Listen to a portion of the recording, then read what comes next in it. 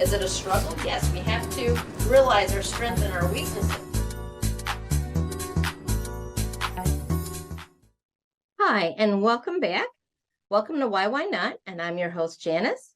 We're here to help others to reach their goals by providing inspirational guests with motivational topics and interests to help you reach your goals and to move from ordinary to extraordinary. Welcome back. Today's guest we're having and topic is eating healthy, microgreens. And you may ask yourself, what are microgreens? Well, we're getting ready to find out. So today we are interviewing Josh and Veronica. They are the owners of Taproot Farms in Tinley Park, and want to introduce them, and they're going to explain to us why eating healthy involves microgreens and what it can do for you. Welcome to the show. Thank you for having us. Thank you. Thank you. Now, you guys are quite young, and for most people, I hate to say it, but young people think, well, I'm invincible. I don't need to worry about eating healthy. I could eat everything, pizza, chips, and everything. But you guys being young thought about, no, we want to eat healthy, start off young, start off fresh eating healthy, and it'll grow with us throughout the years. So tell us a little bit about your Taproot Farms, please. Yeah. So we actually started off the foundation of eating healthy, like you mentioned, is making sure that you prevent any future illnesses. And my husband is the one who kind of started the hobby. Oh, wow. Yeah. Interesting hobby. It started as a hobby, just to get, things growing. I've always been into growing different things and just trying things out, seeing like the life cycle of different kinds of vegetables. And then that's really what made me stumble upon microgreens. And there are many health benefits. Like broccoli microgreens contains high levels of sulforaphane. Mm-hmm. And even broccoli contains sulforaphane, but when you cook it, you lose a lot of the sulforaphane nutrients. Okay. So this anti-cancer mineral isn't available unless you're eating things raw.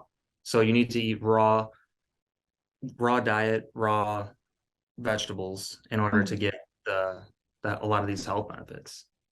Okay. So in order to get these into our diet, you need to eat like the greens. The greens of these micros they really help prevent a lot of diseases and a lot of illnesses with your gut. And that's how he rubbed off onto me. He would give me that information all the time, and eventually I got hooked, and he was growing it recreationally just for our family. Mm-hmm. And about a year and a half ago, 2 years ago, I decided that we should make it into a business and educate others. That's how we became a team doing it. Okay. Now, when you say microgreens, are they like much tinier or different compared to like regular, like I guess greens as an example? You have microgreens, but what, like people have greens, cabbage, lettuce. How is there so different, and is that harder to eat, or I'm not understanding? Yeah, so microgreens are the beginning life cycle of a vegetable. They're just harvested at a younger state because they're more nutrient dense. So to give you an idea, like Josh said, broccoli is a very popular one because it's highly studied. So that's the one that doctors always revert back to and even recommend patients to eat for who are suffering from certain types of cancers, because microgreens are really good at reducing inflammation. So the microgreen of a broccoli is actually a lot more potent than a full-grown broccoli. 1 ounce of broccoli microgreens is equivalent to eating almost 3 pounds of full-grown broccoli. Whoa. So that's really how much nutrition you're getting in just a tiny plant. You just think about it, the power comes from the seed. So when you were harvesting it so young, it's just a very concentrated form of broccoli or cabbage or kale, whatever variety of microgreen that you're eating. Oh, okay. Thank you. Now I understand. So basically the microgreens are when right after the seed, which yes, the seed has most of the nutrients in it, has all the nutrients in it. So you want to get the food right when it's just sprouted out a little bit, so the nutrients is still in the food, versus when it gets bigger, then it starts deteriorating, or it gets watered down, I guess you could say, all the vitamins and nutrients. That's exactly what I tell people. Eating the full grown plant, still healthy, but it's watered down. And it seems like a lot of people are familiar with sprouts, but not microgreens. So I always like to compare the two. Okay. Sprouts, microgreens are basically the next stage in the growing cycle from sprouts. And then it goes to a baby green, and then you get the full grown. That's kind of the stages of how a vegetable grows. With sprouts, you're eating the root and the seed. And with microgreens, you're just eating the stem and the leaf. So it's safer to eat a microgreen than sprouts, because with sprouts, when they're grown in water and light and you're eating the entire plant, that's when you're prone to getting those E. coli outbreaks that they were having. Ooh, okay. Oh, so it's the next stage. And so none of the microgreens actually contains the roots, which is the sprouts. It's just the top part after it comes out. Exactly. Now, what type of, now you're doing, is there different types of microgreens, or like, I guess every type of vegetable has a microgreen? A lot of vegetables do have microgreens. There are some that you can't eat, like in the nightshade family, like your tomatoes and stuff. You can't eat the microgreens. They're toxic. But a lot of your cruciferous vegetables, like your broccolis, your kales, cauliflower, different Radish. cabbages, radish, a lot of brassicas, you can eat a lot as a microgreen. And even we do a cantaloupe, and it has like a fruity flavor to it. So a lot of chefs like those because it's something different that you really don't see. So even cantaloupes, which I'm hoping I'm saying is right in the fruit category, right? Yeah. That actually has green. Yeah, I guess it would have greens too. I guess that's part of the plant. I never thought about that. I always think, well, here's a cantaloupe. I mean, most people don't think about that stuff, but when you go to the store, there's the fruits and the stuff there. We don't even think about how it's actually grown. Yeah. Yeah. The cantaloupe microgreens is actually day 10 into the growth cycle of a cantaloupe plant. So people get really confused when they see the leaf. But once I explain that in the stage of the growth cycle it's in, then it kind of, it clicks. And when you taste it, it is very similar to eating a cantaloupe. It's obviously not as juicy as a cantaloupe, but you can crush it, throw it in water. You could throw it on pizza. You still could get those fruity flavor profiles as you would the full grown fruit. So most of the microgreens actually taste from what the vegetable or fruit it comes from. Yes. Yeah, definitely. Wow. I mean, I don't want to act like I don't know anything, but actually I don't know this. And that's why I'm like so curious on this, because if I can eat a little bit of microgreens versus a whole bunch of broccoli, I'm for it. And that's what really kept me like going at this. I was throwing it on top of sandwiches, like things that aren't really traditionally that healthy, but it just kind of makes you feel a little less bad about eating it because you're getting, like a serving of veggies. Yeah, so I actually recently was in a teen center. It's a local teen center here, and we were teaching them how to grow microgreens, but I also brought some for them to try. And initially, the person that was in charge of it wanted me to show them how to make a certain meal, but I like to stray away from recipes because microgreens are really versatile on how you eat them. You can throw them on just about anything. So if you're not a salad, I have a lot of people come up to me and say, "Oh, I want to be healthy, but I don't eat salads." Well, you could put microgreens on your sandwich. You could throw it on if you're having a pizza night with your family and you want a little spice, throw some radish on there or throw kale. If you want to have a smoothie, you can throw in pea shoots or sunflower. There's so many different ones and they all taste completely different. And you can use them any way you can think of. You can even throw them on pasta or eggs, anything that you would like, you can top the microgreens on top. And that was actually my next question is like, I don't really eat a lot of salads. And when I do, I throw a whole bunch of salad on it so you don't see the lettuce. So I put everything on it so this way I don't see it. Yeah. But I know, Josh, you said you put it on a sandwich. Oh yeah. You could just use it as like a lettuce replacement for your sandwiches, and you're getting like a serving of, say, broccoli. And you're getting something that you don't get from broccoli traditionally, which is a sulforaphane, because that's one of the compounds that are cooked off. So you're getting actually more nutrition. Well, okay. So what type of actual greens are out there? Which products like you like actually farming or using and selling? Which type of varieties of microgreens? Yeah, like what are your major ones? Because I mean, you mentioned a whole bunch. I didn't even think about radish or cantaloupes. What are some of the major vegetables that you focus on? So for the chefs, they like the tough ones to grow. Like the chefs traditionally, they really like our purple basil, leeks, Okay. things like Cilantro. rainbow chard, cilantro. The radishes are a little challenging too. Those are very popular because we grow a purple radish, Mhm. and it has like a really tender, kind of spicy flavor to it. Now you Yes. said chefs, so you actually sell a lot of your products, or your chefs, renowned chefs, or chefs period, and nice fancy restaurants, maybe they actually use microgreens. Are those, I hate to say it, but are those little things we see on our plates? Yep. Yeah, there's a lot of health benefits to it. I mean, even if you're eating it in a small amount like the chefs put, but they just kind of use it as a garnish to look pretty. So that's why they want the purple basil or the purple radish or the leek. It just is a nice thing. It makes the dish look more complete. And most people will kind of toss it off to the side, thinking, I don't know what this is, but mix it in and eat it on your next meal that you see it on. Yeah. So those things are actually edible. I mean, I thought it was just, oh, that's cute garnish. I don't know if that's something we're supposed to eat or not, but those are microgreens, and they're Yeah. healthy, probably more healthier than the food we're eating. Yeah. A lot of the, like I said, a lot of the chef ones are more culinary based in like their flavors and things. So for home consumption, we like to sell things more like broccoli. We have a spicy mix where it's like a spicy salad mix that has like arugula and mustards in it.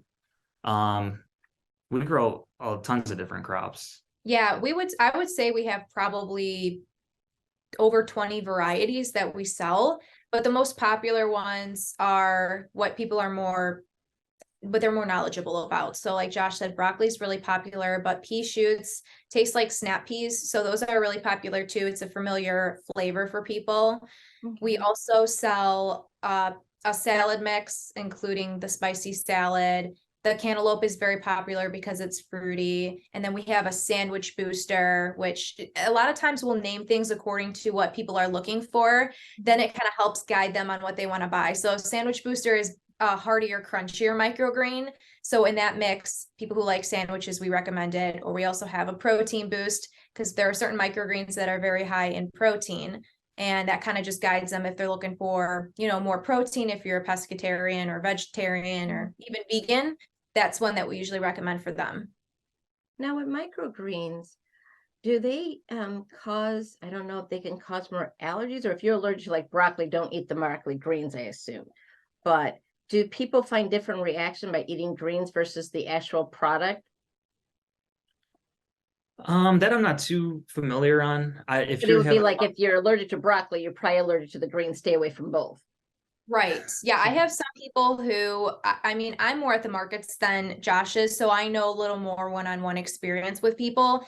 And there are people who have a sunflower allergy. So I always have to let them know our variety pack has sunflower, stay away from that, or even our sunflower that we sell on its own.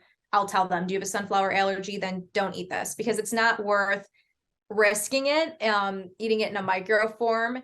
And I also have noticed some people have allergies to peas. So those are the only two that I've ever had any experience with where people have to stay away from. But any type of mix, we would always list all the varieties in there. And anytime you see microgreens, if there is a mix, they would specifically list what varieties they're putting in as well. Okay. Another question I had was, you had mentioned basil, I think. Yes. Now, it's already a little leaf for season and spicing. So how do you pick out the greens versus the big leaf? I mean, isn't there like a short time in harvesting? I would think so too. Like you have to do it at a particular time to get the greens from the harvest before they sprout, or not sprout, before they come to the full green.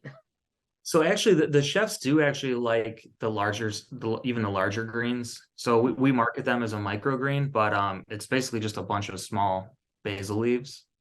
Oh, okay. So technically, a microgreen is considered the cotyledon leaves, which is the first set of leaves that come up from a seedling. So it's like a technical term. Technically, we're selling like a petite basil leaf. Yeah, so Oh, just to okay. give you a better visual, like even on our sign here. So we have these two leaves here that determines a microgreen because you're getting the cotyledons, which is the first two leaves to sprout. Once the third leaf sprouts up, that is what takes it out of the microgreen family and it's starting to become a baby green. That's what we call the true leaf. And that also can change the flavor of the microgreens. So for example, our kale microgreens, if we were to let that third leaf sprout up, it would definitely taste more bitter, like your usual kale that you eat.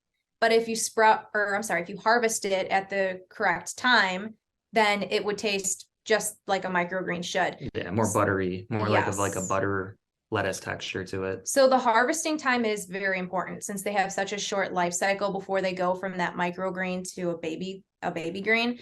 So it's like some are day 10, no later than day 10, and some are day 12 and no later. But with basil, like Josh mentioned, we do let them get a little bigger, more into the baby stage, just because they want to see the third or even fourth leaf sprout from the basil. Yeah, that's where you get all that flair from, because our purple basil has some green in it too. So it's kind of mixed in like a tie-dye.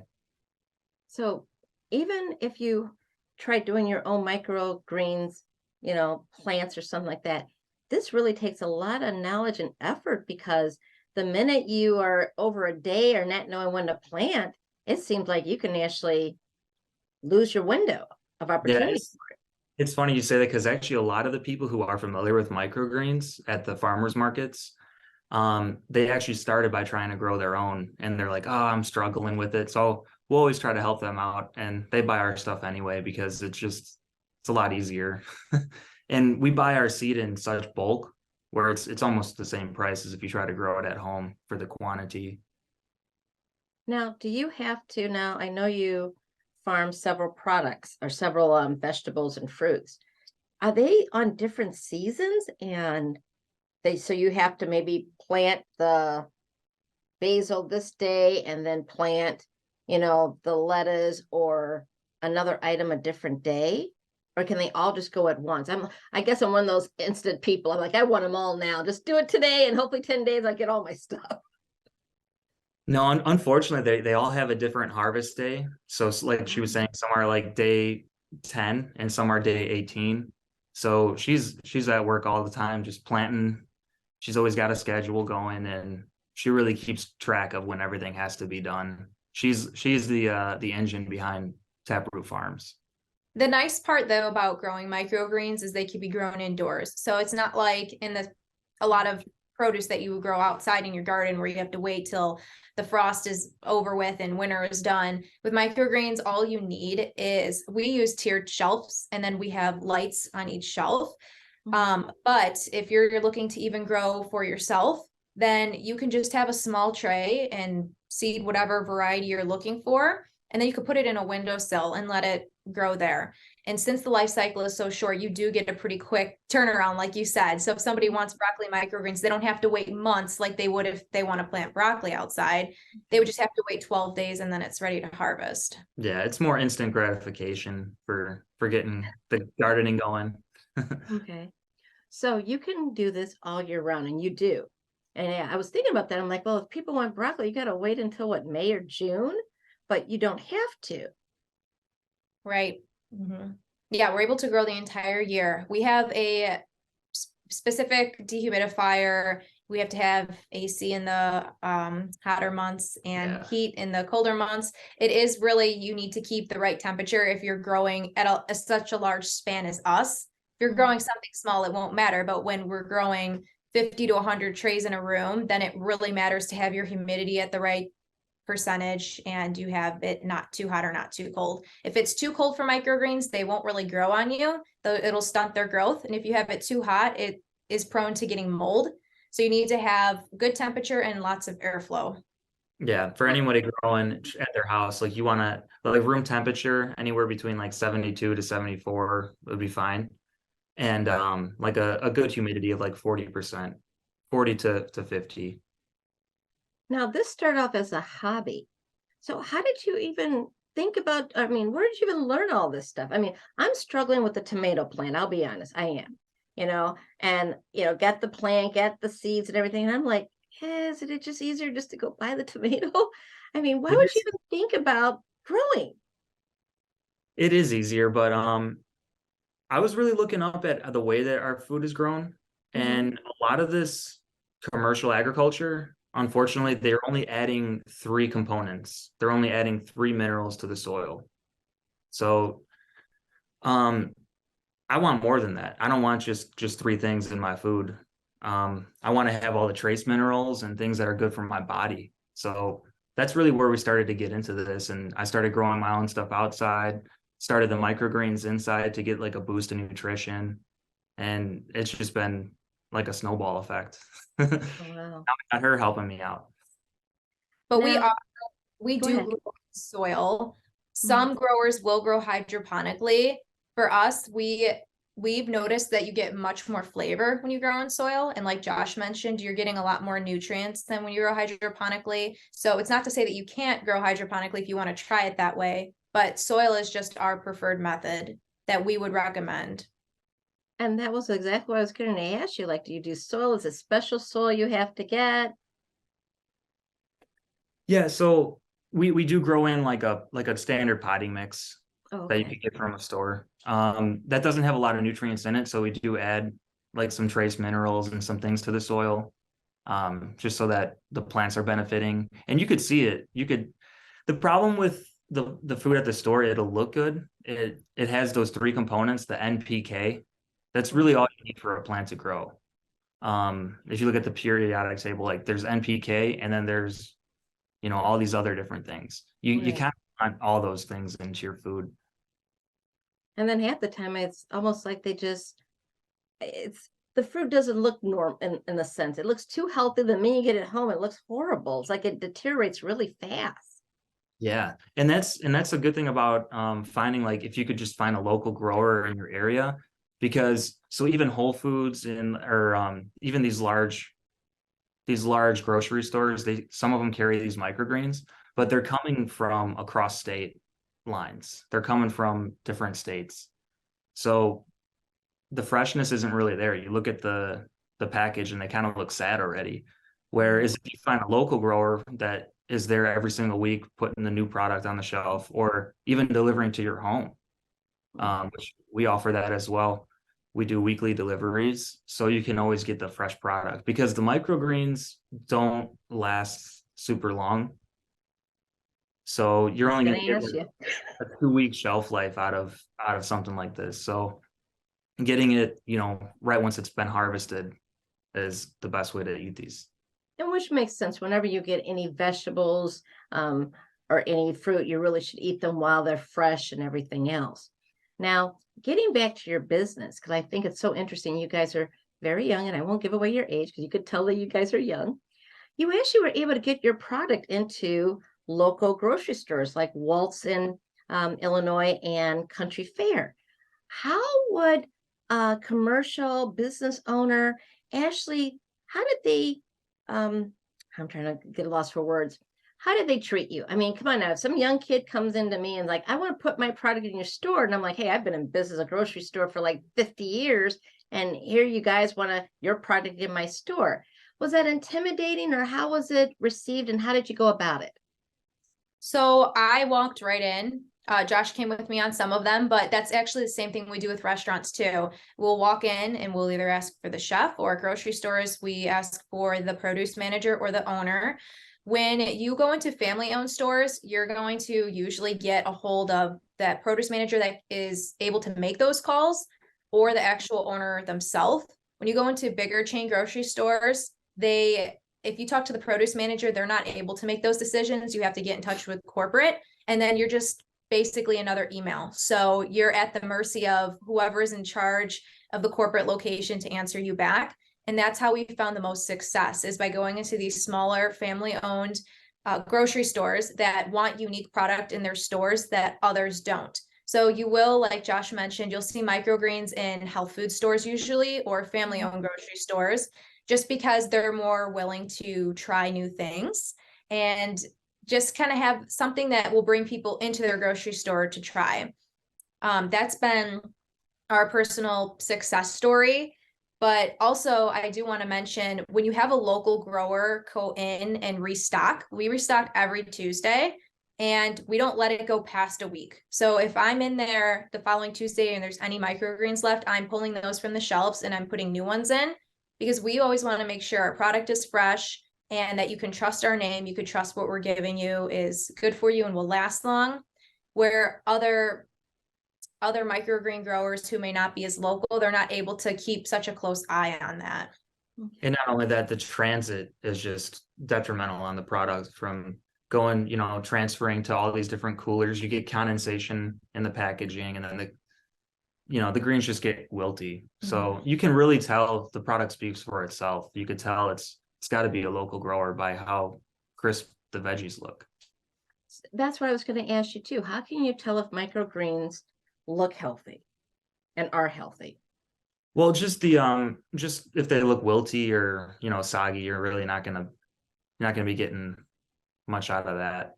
Yeah, I usually tell people compare it to a lettuce. So even if it's in your fridge, if you see the lettuce getting brown, wet, wilted, if it has a smell to it, it's bad. It's the same with the microgreens. If they look good in the container, if you don't see leaves wilting, or if there's a bunch of condensation in the package, then you're good.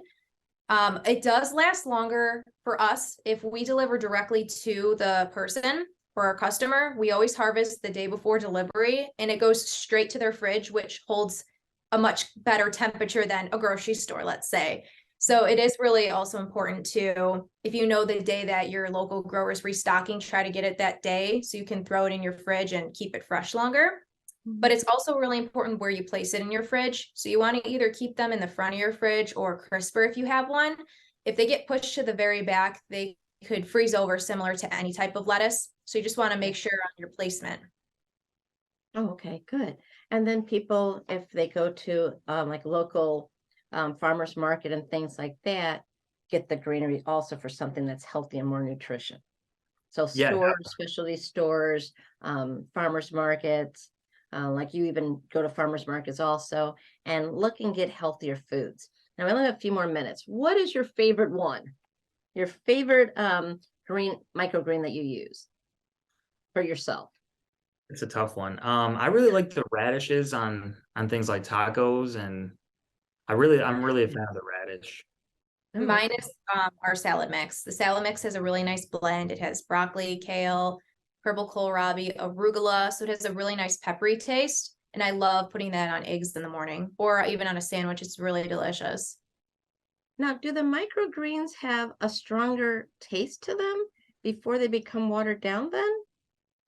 Yeah, some of them can be really, really pungent. Our arugula or cilantro are a lot stronger than the full grown, but other varieties like broccoli, kale, purple kohlrabi, they're pretty similar in flavor. You're not going to take a bite and say, "Wow, this is too strong." Those are pretty mild. But they're mild, but they are, yeah. You can definitely tell there's more in there than the standard vegetable just by eating it. It has a lot more flavor to it. Now, as a younger business, you've been doing this for a few years now. Where do you see yourself? We got about a minute and a half left. Where do you see yourself in the next 2 years? We got 60 seconds.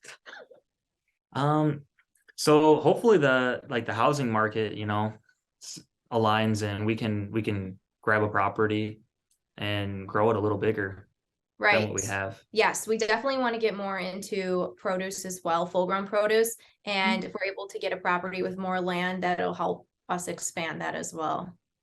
Okay. I hope and sincerely I'll pray that you guys do. And anything, what would you like to say to someone? One quick statement on eating healthy.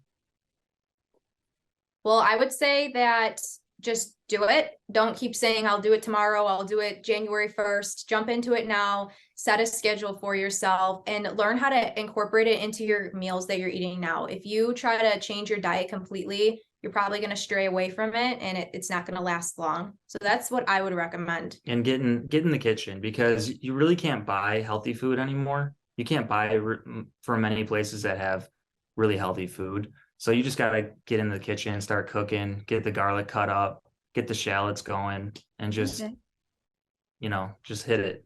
Get started and hit it. Well, thank you very much, Veronica and Josh from Taproot Farms. Their information will be on the screen. And this is Why Not? Eating Healthy Microgreens. Try them. Good evening, and thank you for coming.